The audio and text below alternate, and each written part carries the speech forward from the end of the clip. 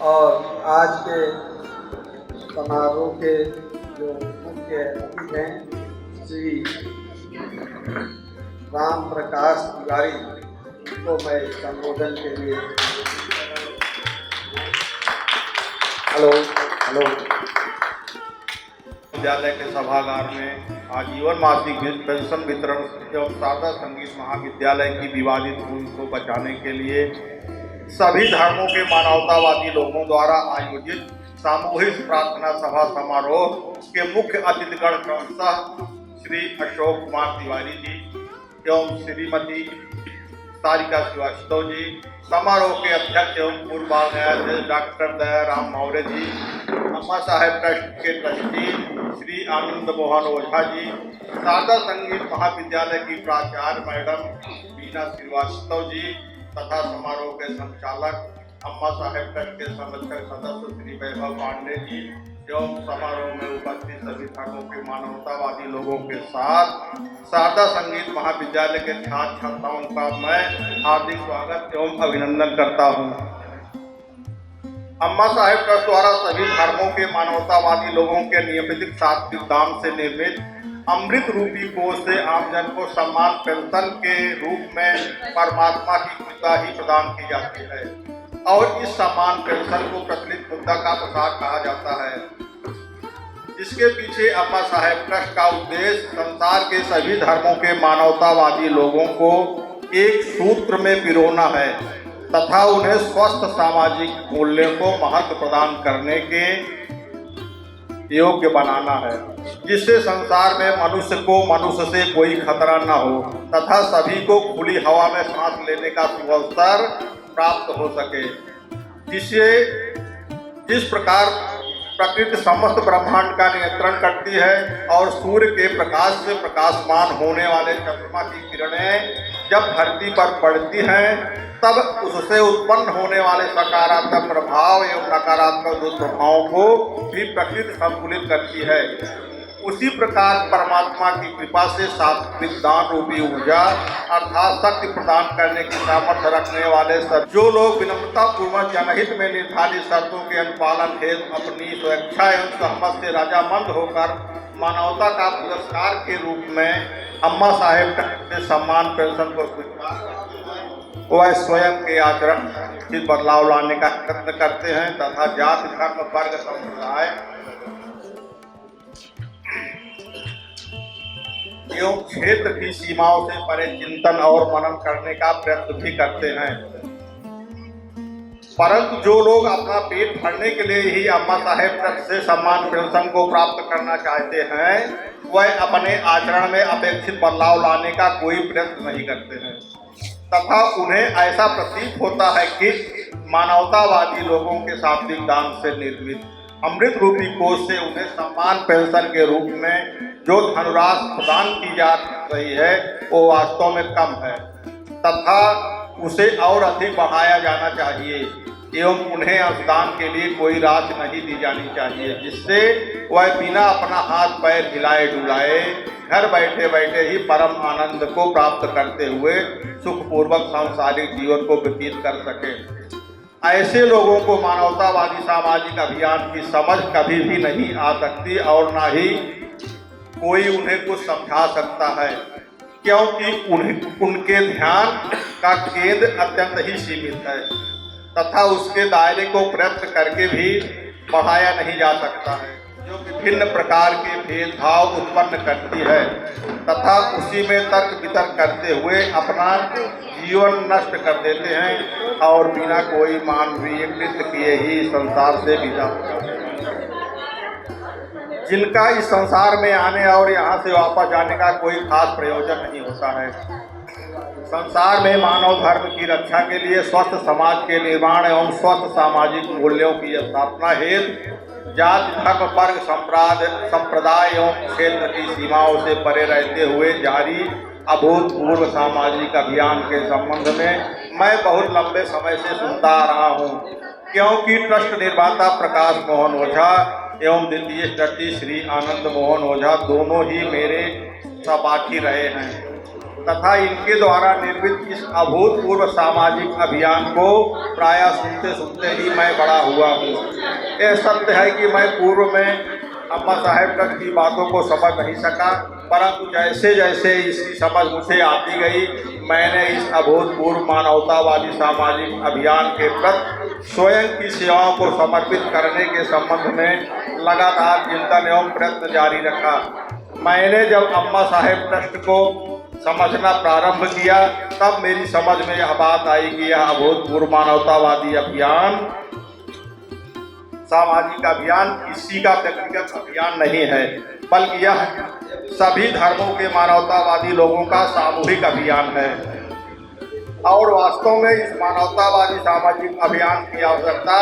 संसार में मानव जीवन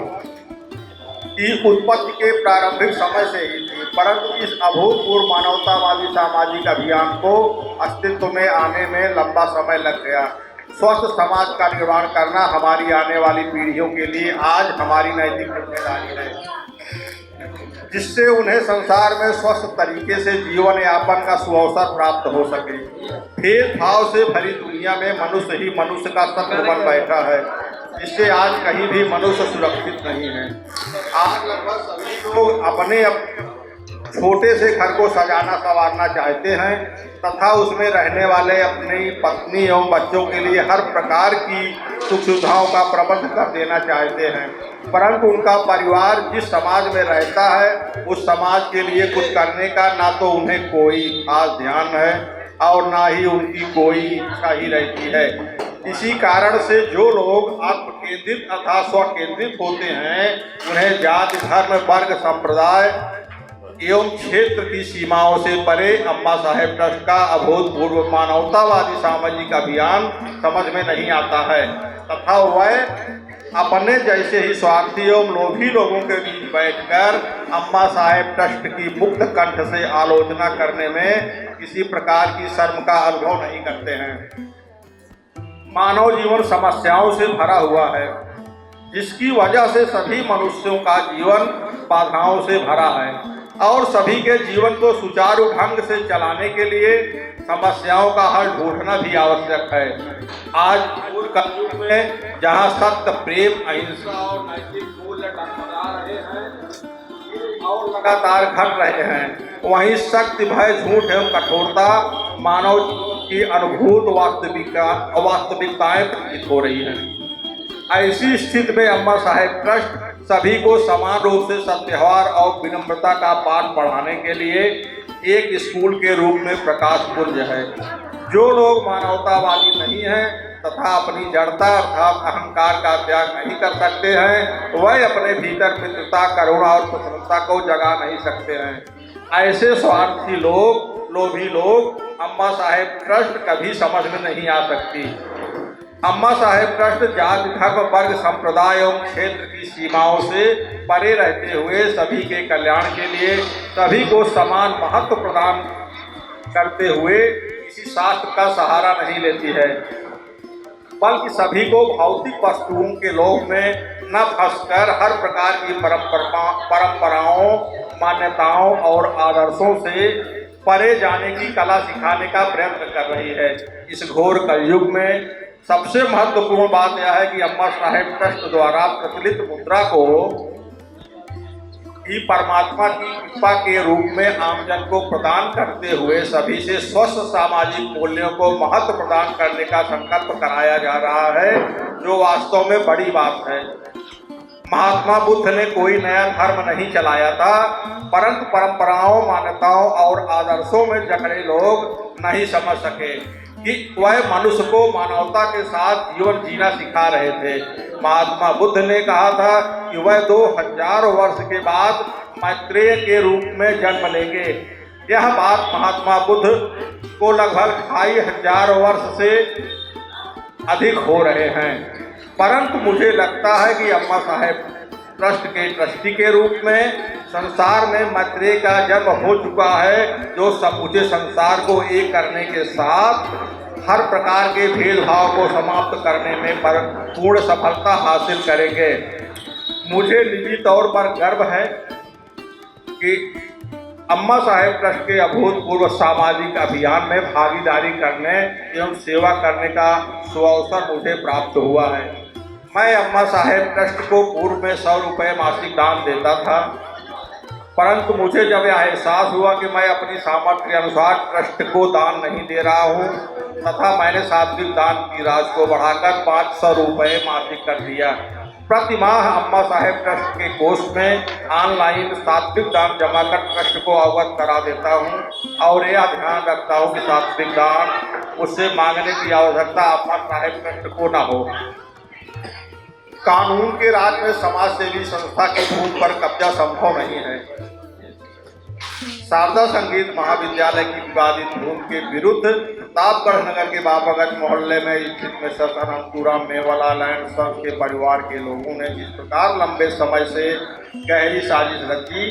तथा समाज सेवी संस्था की भूमि को हड़पने का प्रयत्न कर रहे हैं,